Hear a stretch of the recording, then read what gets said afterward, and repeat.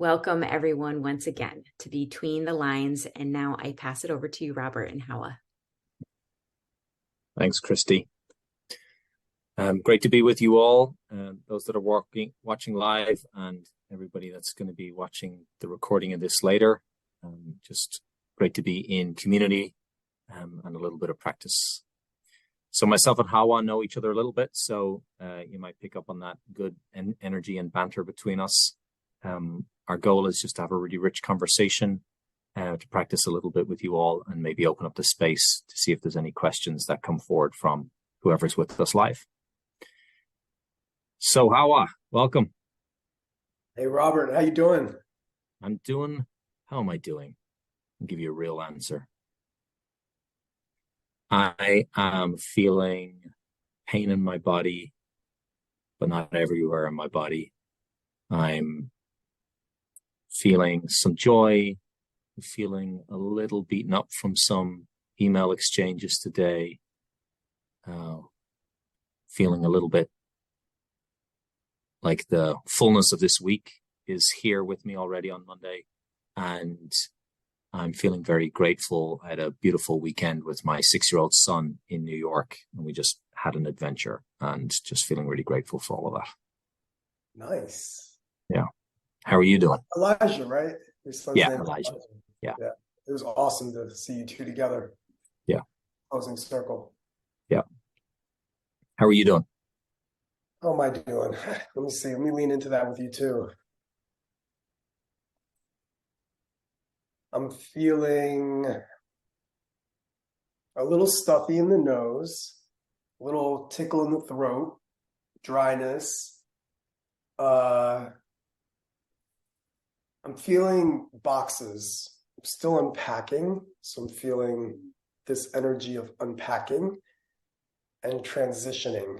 In my body, that transitioning feels like it wants to move, to settle, feeling like I could use a handstand or two right now, just to kind of reverse the blood flow and get like myself inverted. So I'm feeling perhaps after this is over, a run, some Kung Fu practice, something like that. Yeah. Great. All right. Well, thank you for bringing your whole self. Always. Yeah. So we chatted beforehand. We don't have a script. We're going to just kind of be in a generative conversation together. But the first thing I'm curious about for you is what are you really excited about right now in your work? Yeah, it's a good question.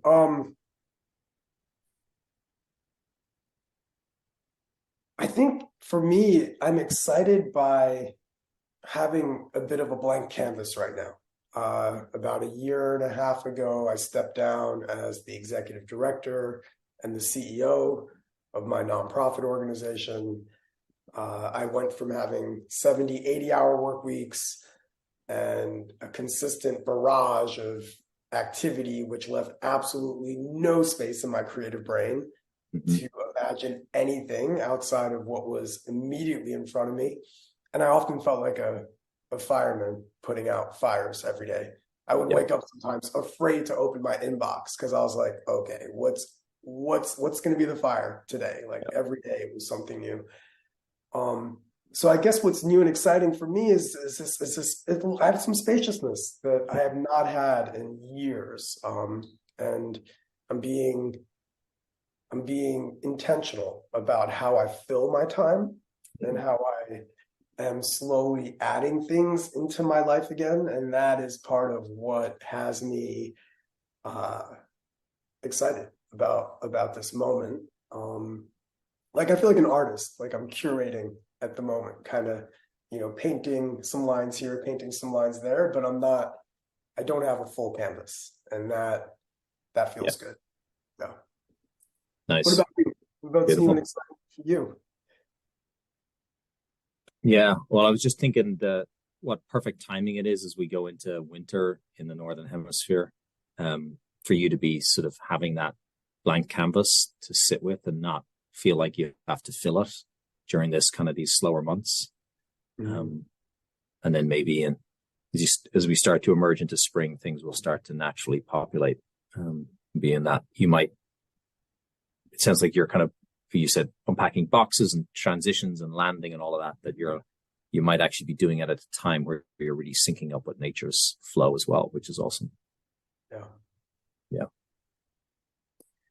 For me, what is exciting me, we're running a leadership retreat for 25 nonprofit leaders primarily from the sort of Massachusetts area. And I love that work. It feels very close to my heart, as well as really aligned with what I see as a big need in the world. And I'm continuing to do a lot of my own exploration into my lineage and the indigenous wisdom and practices from Ireland, which is very alive for me and feels like every week it just kind of goes deeper and deeper. So right now we have in Ireland, the first way the Irish learned to write, and the story goes, is that the trees told us how to write before we had like the Roman alphabet. The trees gave us a particular script called Om. It's Ogham. And there's 20 sacred trees to the Irish. And so the trees gave us this literally way to write, but then you work with the different trees and their medicine and their sort of energy. So I'm currently in that exploration now, and it's been really powerful. So I've got an acorn around my neck, which is one of the sort of the highest trees, for the oak. And it's where the word druid comes from, dru, the Gaelic of oak, and vid from actually the Sanskrit of Veda, knowledge.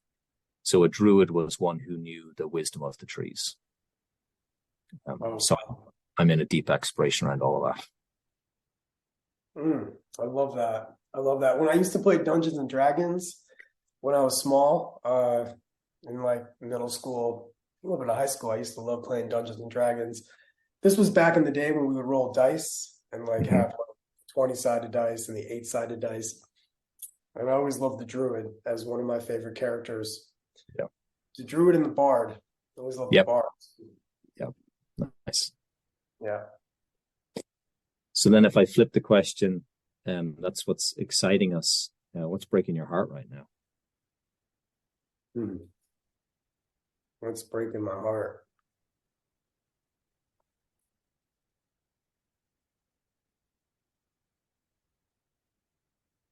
It's hard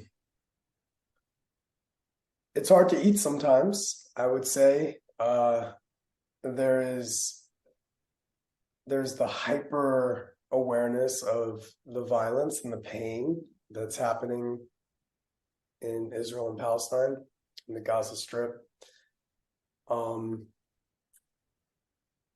It's hard for me to ignore the impact of that on my dreams,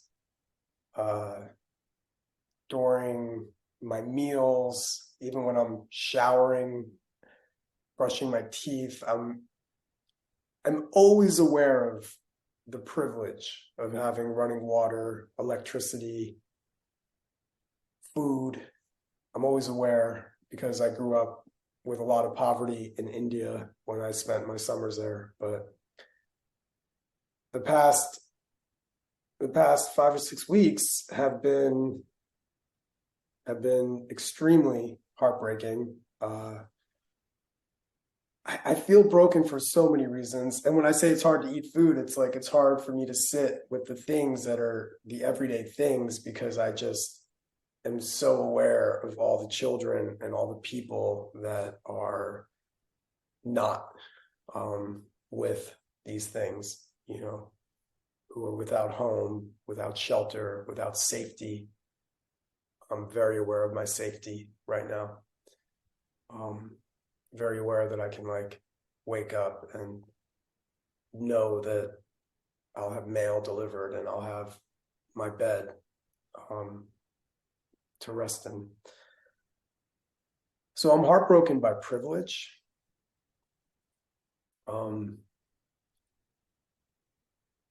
Heartbroken by injustice and the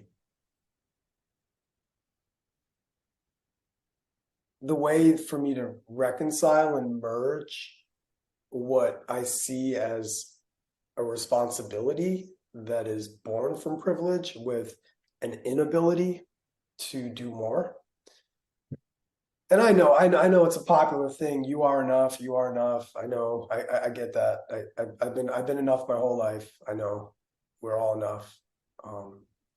And like, there's a second truth of that keeps breaking my heart, that like, I will never deny the part of me that is okay with not being enough. Right? Like,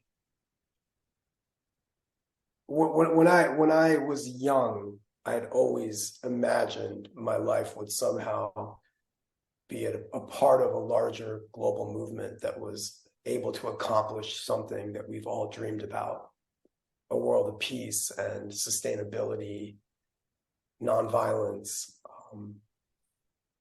free of racism, sexism, all of it. And I am hyper aware of my limitations in being able to be enough. Mm-hmm. And so I don't need to hear from anyone, oh, you're enough. Like, Mm-hmm. I don't need to hear that. Like, I actually want to hear like that voice inside of me that's like, Hawah, like, you can still do more, you know? And that's okay too. Mm-hmm. And it kind of breaks my heart that so often the space I'm regularly kind of treading water in is like this health and wellness space of like mental health and like mm-hmm. knowing like you are enough, which is true. You know, both truths exist, both exist at the same time. And everybody listening, you felt this in some way, shape, or form, I'm sure, right? You felt, as I have, a feeling of brokenness because we're part of a collective suffering, a collective pain. But I think that collective pain and grief is a part of a large collective pain and grief in our inability to thus far usher in the type of world we all dream of and know that's possible. Mm-hmm.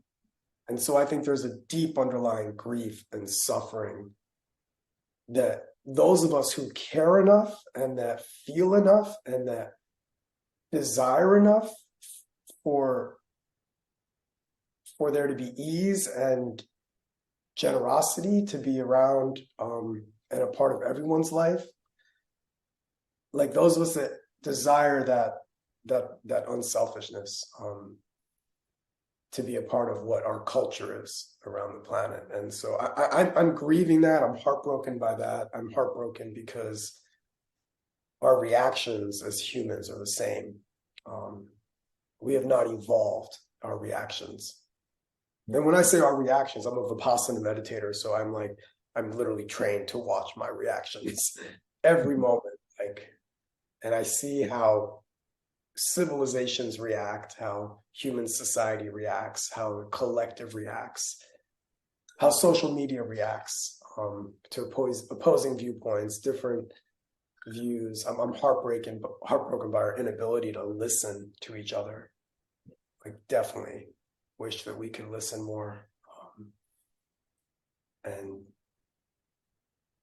I'm heartbroken by how much we spend on the military. I'm heartbroken by how much we invest in war when we could be investing in peace.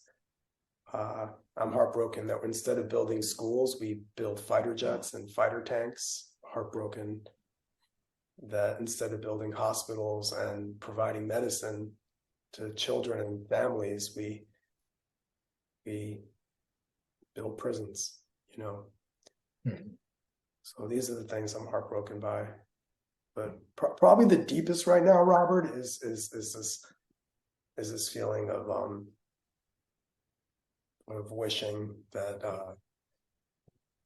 wishing that there was more that I could do.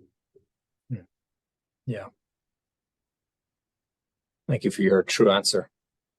Yeah. Struck by you were saying that you're feeling all these, you know, you're enough, and you know that it's not enough, And that I always come back to the Walt Whitman phrase of, quote, do I contradict myself? Yes, I contain multitudes. Just this permission to give ourselves space to contradict ourselves. And you were saying that grief might be a symptom, all the grief that's there and the pain might be a symptom of, because we haven't been able to bring forward and birth this peaceful world that we all deeply long for. I've been hanging out with this every time I hear that idea of something's a symptom. I ask the question, I wonder if it's also a cause. And that part of the reason why we haven't birthed it is because of we haven't grieved. And maybe when we grieve fully, we'll be better equipped for that birthing. Yeah. I've been definitely noticing the impact of the grief. I know that like there's an important need for us to all take a stand in some way, shape, or form. And the real question becomes like, what are we standing for, right? And how do we stand? I know you as an organizational leader are constantly within the crosshairs of viewpoints, appeasing and appealing and negotiating, somehow creating bridges between different viewpoints on which direction the ship should be turning. And I'm curious for you, without just naming, how important it is that we all know why we're making the decisions we make. I know that Kripalu has been relatively quiet about the Israeli-Palestinian conflict, and I'm curious as to why you feel it's been important to kind of stay clear of bringing any voice to the conversation specifically. And I'm wondering if you could talk a little bit about that with us. Yeah. So I'm going to check in. I can feel more movement in my belly, which is affecting my throat. And I can feel like a part of me that's praying for clear and wise speech.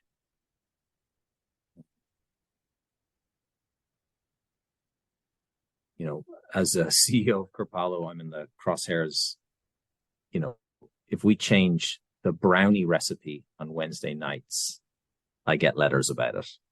So, I found that Kripalu brought coffee onto campus. I don't know when it did, but people still talk about Kripalu before coffee and Kripalu after coffee, like they were two separate institutions. And I found like an 18-page document that was walking through the decision-making matrix around whether we bring coffee onto campus or not. So as a CEO of any organization, you're watched, right? And then of an organization that has a community that is so loyal and so has such an affinity with the organization, it feels even more so like that at times. Right, the coffee saga, yeah. I called things Brownie Gate and Coffee Saga. Yeah, we've got all the internal names. When we were trying to decide about reopening Kripalu back in 2021, I took over as CEO basically 3 years ago this month, and we decided we were going to open up in September, August 2021. and vaccinations had rolled out at that point. And there was a lot of information being shared, right, about whether vaccinations were working or not working. And we just saw what certainly is gripping the United States of America, but many westernized cultures, is this, what I would just say is there's a poison of division in our water. And it's almost no matter what the topic is, we are automatically sort of going to a place of division. And we certainly see that in politics. We saw it with COVID and, how people held their COVID protocols. We see it around climate. We see it around Black Lives Matter movements, etc., racial justice in the United States.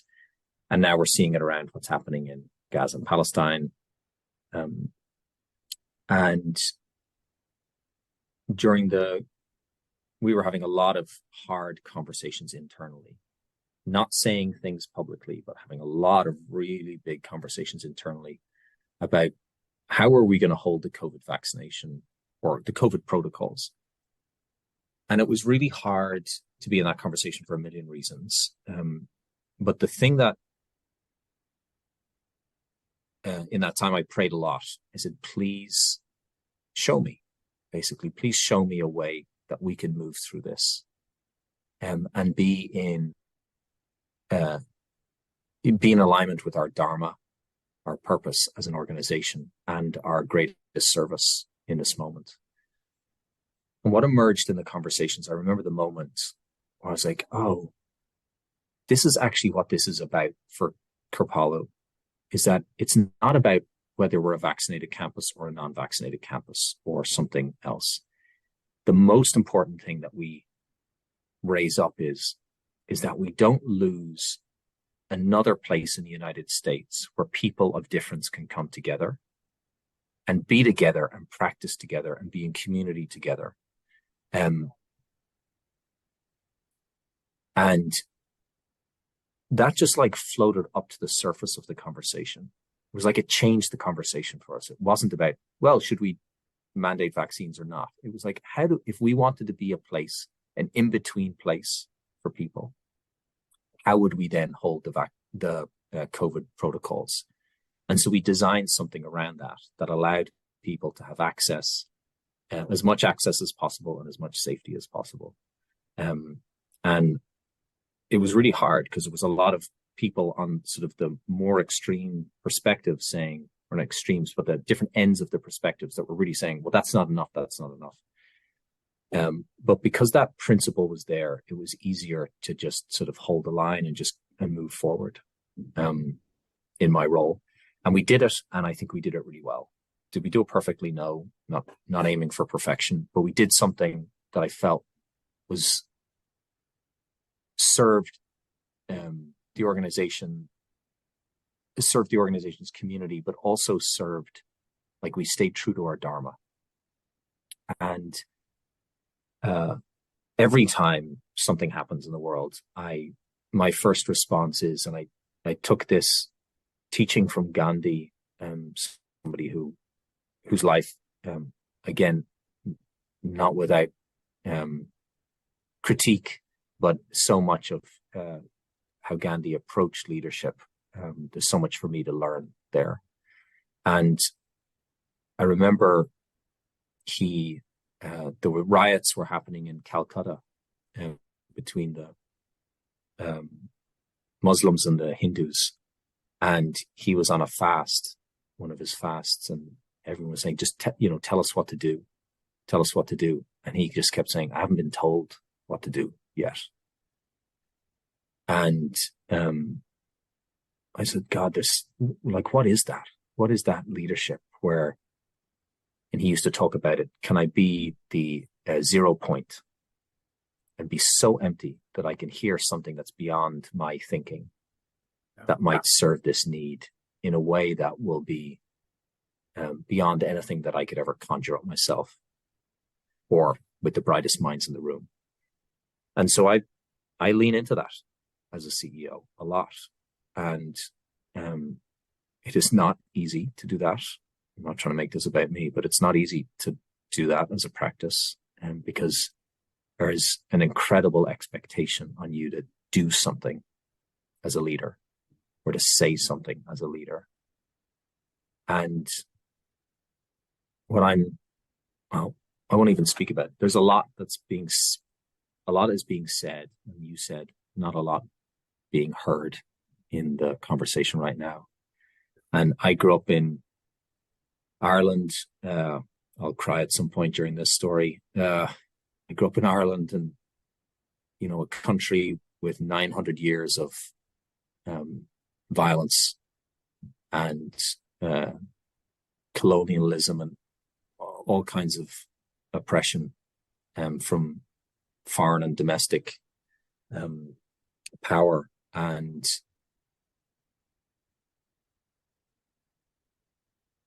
the sort of the height of the most recent conflict in the north of Ireland, they call it the Troubles. And I met a man who became a friend, Brendan Duddy, he was a fish and chip shop owner in the north of Ireland.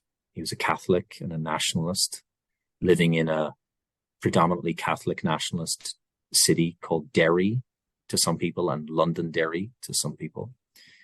And he was approached in the early 1970s when things had become very bad. And they said about the IRA and the British agents, spies in the country approached him independently, and they said, "We need you to be a go-between." And he was like, "Why me?" And he says, "Because even though you've got personal opinions about what should happen, you're going to hold a space of, you're going to hold that space in between."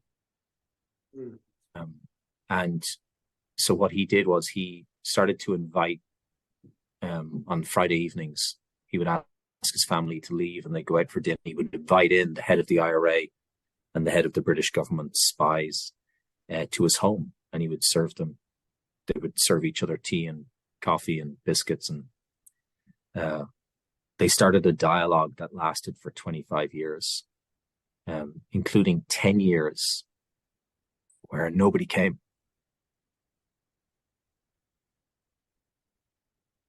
And they were 10 of the bloodiest years. But he kept inviting them.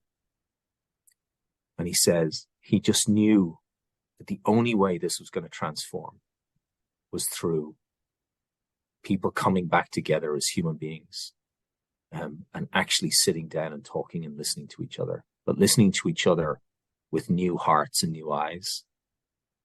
And they did something remarkable. They ended a 900-year war. And he did that. And he gave up his side taking.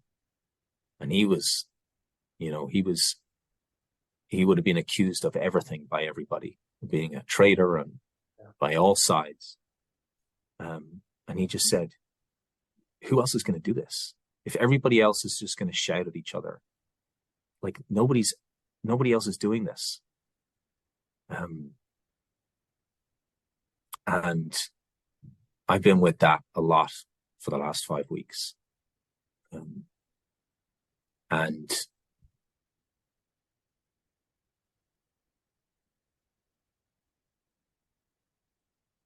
I keep praying about it and asking for that guidance. And what I know is that there's a big difference between not saying something and, like, not saying something is very different to not being with the silence and being with the, can I listen so deeply into the silence that actually something emerges for how Kripalu can really serve.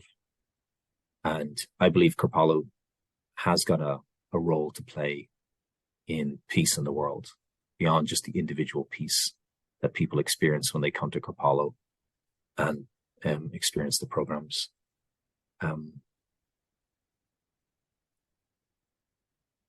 one of the things that had to happen in order for that peace to come about in Ireland was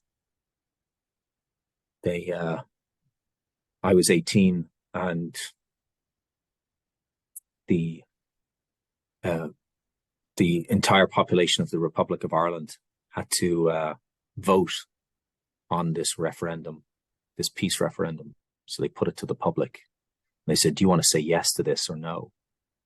And what it meant was that every citizen in the Republic of Ireland had to give up the claim to the north of Ireland, had to say, we are going to give up the right to this land, which we have been fighting for 900 years, because we're willing, we're going to put peace over that.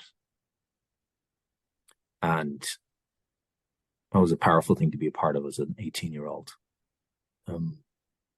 And so Kripalu doesn't have a statement about what's happening in the world right now.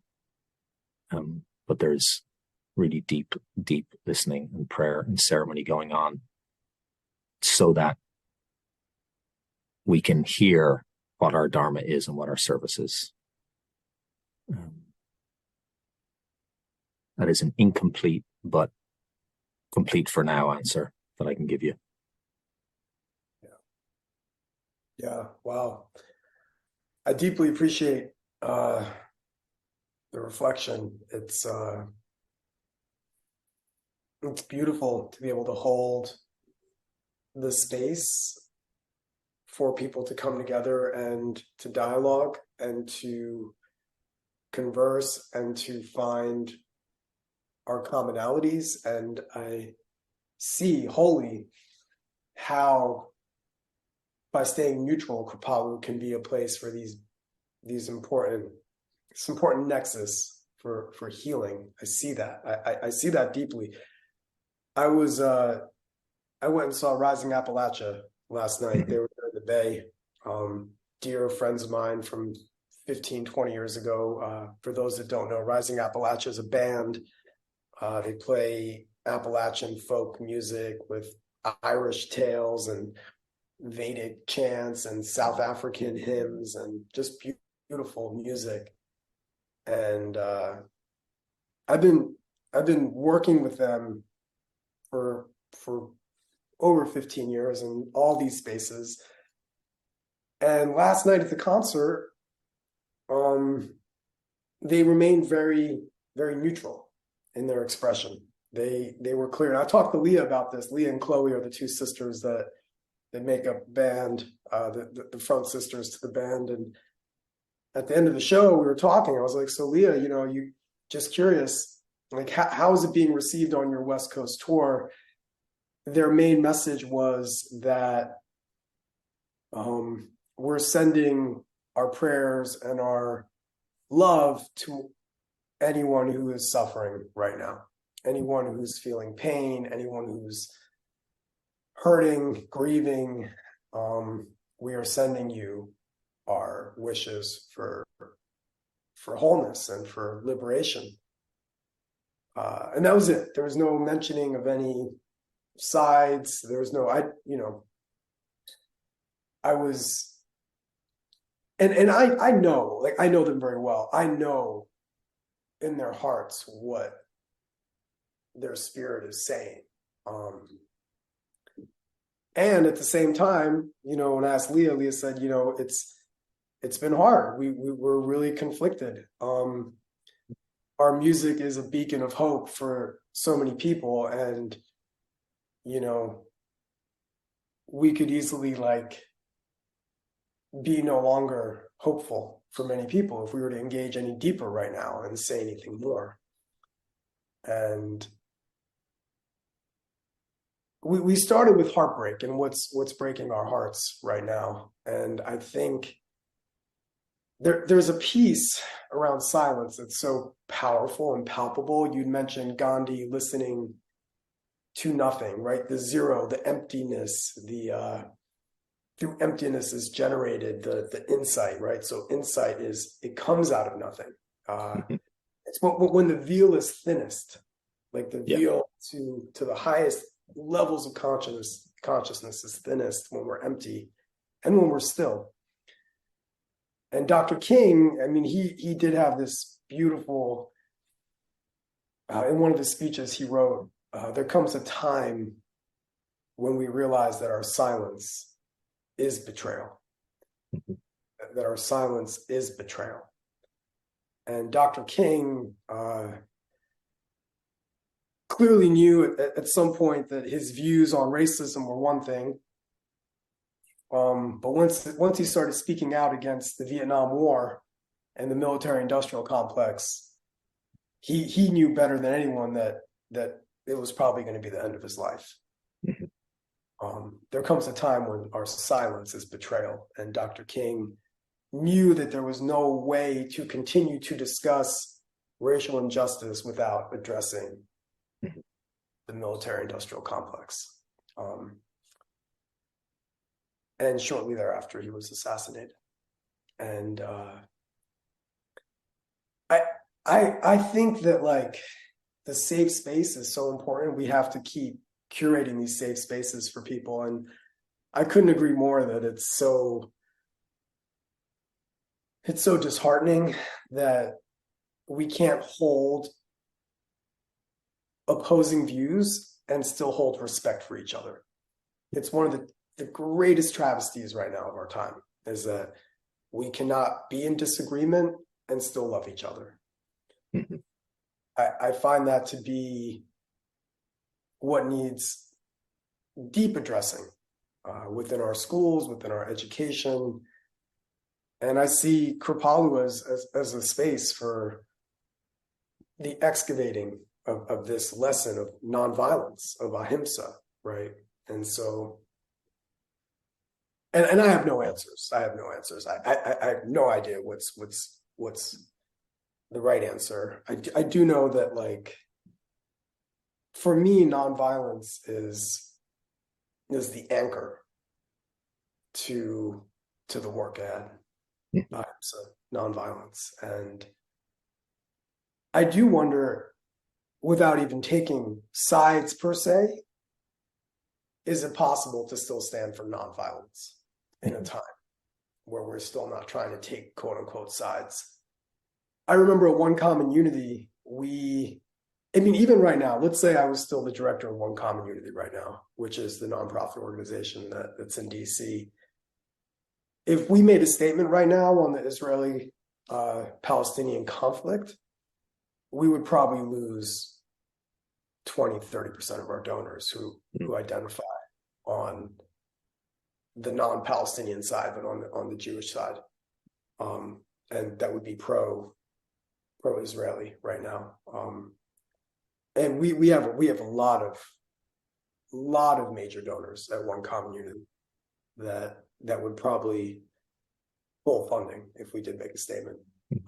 So I'm glad I'm not in that situation where I'd have to think about that, because that would probably be a part of the calculus. Like, oh, this funding is so important to bring to our kids so that our kids can have this important life transformative programming. And at the same time, like, we're an organization that teaches violence prevention and conflict resolution. How do we solve conflict without violence? And when is violence needed? You know, when, or is there ever a time when violence is necessary? You know, Malcolm X was essential for Dr. King to be effective. Malcolm X's presence and life was essential. They were like good cop, bad cop together in the movement. And so I appreciate your answer, Robert, for sure. And I don't have the right or wrong answer. I am feeling, even at the show last night, I am feeling like there are moments where what I do know in my heart is that this is really complicated and nuanced, and more complicated than I know, or could ever try to act like I know all the history of what's happening. But I do know that at some point we have to break the cycle of violence. At some point, it has to happen if we want to really evolve as a species, and if we want to reach a higher level of understanding our potential as individuals, but also as a collective, we will have to break out of the cycles of violence. And so my question would be when and how. And your story is so beautiful. Your story shows a moment of time, like you were specific, that yes, at some point somebody will have to give up something. At some point, if we ever want to dismantle the violence of wealth disparity in the world, which is violent, right? Poverty in my mind is violent. I think it's violence being perpetrated on people. And at some point, those that have more than they'll ever know what to do with will have to willingly decide to share it. And when does that happen? Well, when is that moment? When is that critical pop? Like, okay, I don't want to participate in this anymore. I'm going to willfully give up power.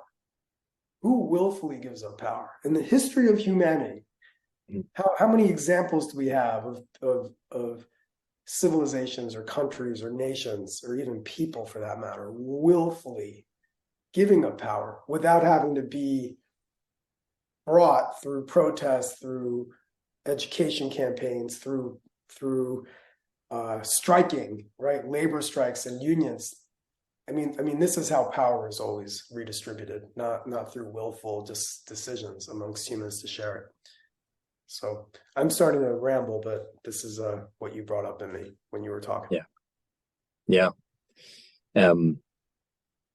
It's there's 1,000 layers and 1,000 tentacles to all of these conversations, and a world that is a peaceful world. Like that's part of the deep inquiry is how do we help? What's the part that all of us, institutions or individuals, play to create a more peaceful world? And my own personal prayer has been, show me where the war still lives inside my body. I've been working with that very deeply for the last 5 weeks. Show me where the war still lives inside of my body. And that has brought me to my knees many times over the last 5 weeks. Yeah. Wow. Yeah, like we want to be safe, right? We want to create safety for the people that come to us. We're teachers. We're institution builders. We're curating spaces where people need to feel safe. And Kripalu has this beautiful commitment to bravery and brave spaces, as much as safe spaces. So, Rising Appalachia was being safe last night in their concert. They were being safe, and they were creating safety so everybody could enjoy their music. And I get it. And for them, maybe they were being brave because maybe it's a brave thing not to take a side right now. Yeah. Because the risk of being canceled for not taking a side is really high. Yeah, that's right. And that's what they were saying too. They're getting a lot of heat from a lot of their fans who are hardcore activists that are like, we can't believe you're not taking a side on this. Like, how can you not put out a statement? Yeah. So the bravery it cuts all the ways. You're right. It cuts all the ways. It's being brave to not take a side. But is committing to nonviolence taking a side, Robert? I guess this should be our closing question. Is it taking a side to commit to nonviolence? Like for Kripalu to say, our statement is we are committed to nonviolence. That is the teaching of Swami Kripalu. That is the teaching of yoga. We're a yoga and health center. Ahimsa is the number one yama. We're committed to nonviolence, and our statement right now is we believe that nonviolence is the way to solve these problems. Mm-hmm. Is that too not safe or too brave? So there's a beautiful movie called King in the Wilderness. If you haven't seen it, anybody, it's the last 18 months of Dr. King's life. It's a must watch. What happens in that is that his expansion into these other topics that, like you said, eventually got him assassinated, came from him listening from emptiness. And he was moved there, not through his analytical thinking about the world, but he was moved there by the Spirit, as he would say, by the Holy Spirit.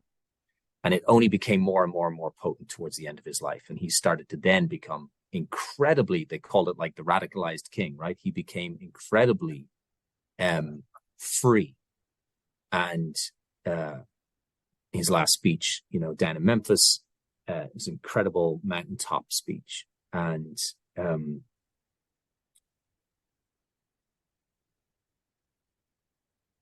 it's the embodiment of ahimsa for me as in my role, comes from that listening, because I still have war in my body. I can feel it. Ancestral lineage, personal war in my body. And so a statement that I write down from my place that says, non-violence is the path. I can feel the violence in me still. So I'm trying to be in this place of deep, deep prayer and listening, so that that message comes from somewhere else. And the level of prayer and practice around this that's happening, I won't be surprised if like very, very soon something comes through and it's just like, this is the message.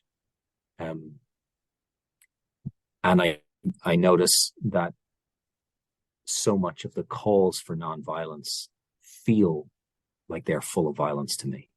Mm-hmm. Like it's a masking for, it's a masking of, it's like a masking of you're wrong, or it's a masking of judgment, and that's not what ahimsa is. And so that's what I'm trying to work with, trying to come from that place, because I also believe that the ends and the means are the same. And so the ends of nonviolence have to be literally infused with nonviolence from the beginning. Yeah. Yeah, I couldn't agree more. I mean, the way Dr. King, back to Dr. King, he said, true nonviolence is not only refusing to shoot a man or to shoot another human being. True nonviolence is not only refusing to not hit or physically harm another being. True nonviolence is refusing to hate another being. Yeah. And so the violence, the psychological, the emotional violence that we see in the world right now, that is on the comments of all of our social media posts, that's the war of the zeitgeist, right? The cultural wars that we're in, the battles for the hearts and the minds of our sanity, our kindness, our compassion. It's kindness and compassion that's been assassinated here. Yeah. Really.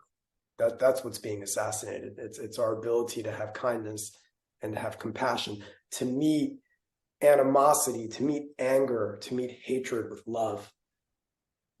We're losing in some ways that capacity because of the polarization. And I love this conversation. I think this is probably the most important conversation that we could be having right now.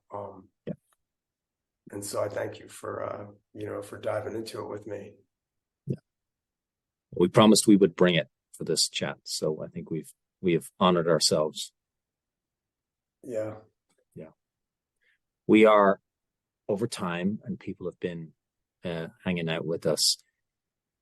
Maybe we can just close our eyes for a moment and center this out together, Hawah. I'm going to say a few words, and maybe you can say a few words and close us. Sure. Yeah. So I'm just going to invite us all into togetherness, even if what you've heard out of my mouth or Hawah's mouth has felt like a deep alignment or a misalignment. Can you allow that to be there and also feel a connection through your heart to all the beings on this call?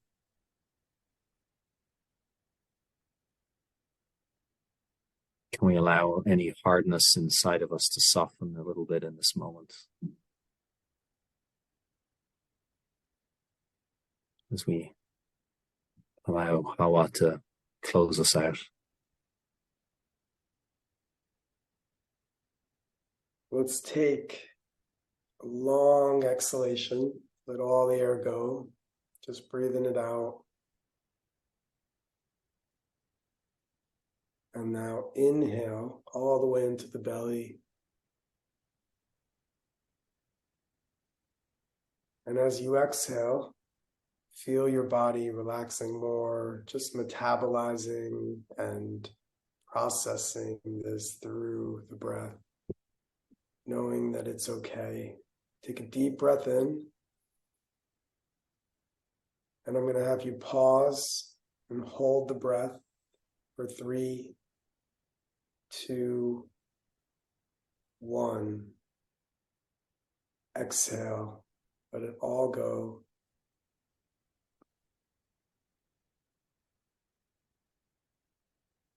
And last one, inhale deep. Saturating your body and your mind with oxygen. Now hold the breath for 3, 2, 1. And exhale, let it go.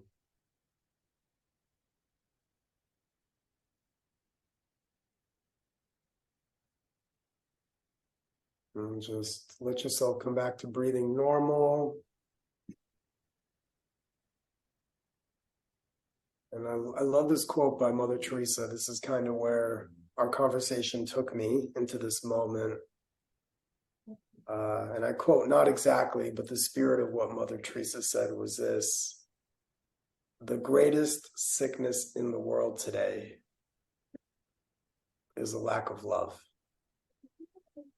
The greatest sickness in the world today is a lack of love. And so just want to make sure that we remember that no matter where we are battling on the inside of our minds, hearts, bodies, or on the outside collectively in society, that we allow our means to justify the ends, and we work in the same spirit that we hope to one day realize on earth. A hope.